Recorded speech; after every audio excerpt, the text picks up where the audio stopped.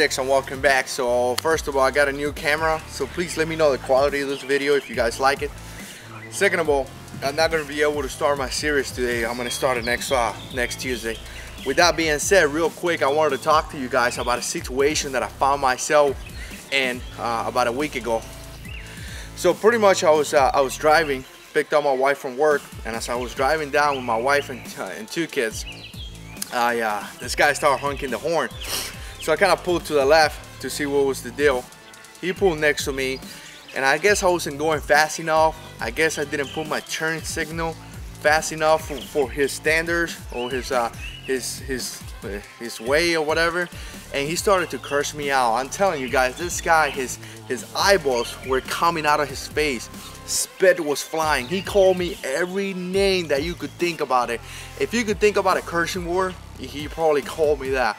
And I gotta tell you guys, I was very surprised. The only thing that I told this guy, and this lasted about 15 seconds, I think I said, "Really, man? Why are you so mad?" That was the question that I asked, because I couldn't understand why he was mad. Now, being a Marine, former Marine, I hang around with guys that are mad all the time, pretty much. Marines are known for being in a bad mood and screaming and flipping out. So for me, it wasn't too much of a big deal. For a basic civilian, it would have been pretty scary, guys. You probably would have called the cops. So now, after about 10 seconds to 15 seconds of being cursed at, I decided to walk away. I decided to drive away. And I gotta tell you guys, as I drove away, it kind of touched me that this guy called me all this name in front of my wife and kids. But what was my at that point, what was my choices? Would I continue a confrontation, or would I just walk away? I gotta tell you guys, I carry a gun, so I wasn't afraid for my life. I wasn't afraid for my family's life, because I knew if he came out of the car to attack me, I knew what to do and how to do it. And that comes down to training. That comes down to being confident in your weapons and things like that. So I was not scared. As a matter of fact, I felt sorry for him. It was so much that I actually felt sorry for that guy. And hopefully he didn't went home and beat up his wife and kids. But as I drove away, which I think it was the best choice that I ever made, as I drove away, I started to look back to make sure the guy didn't follow me. Because you never know, guys, there's some crazy people out there. So I made sure he didn't follow me. If he would have followed me, I would have called the cops.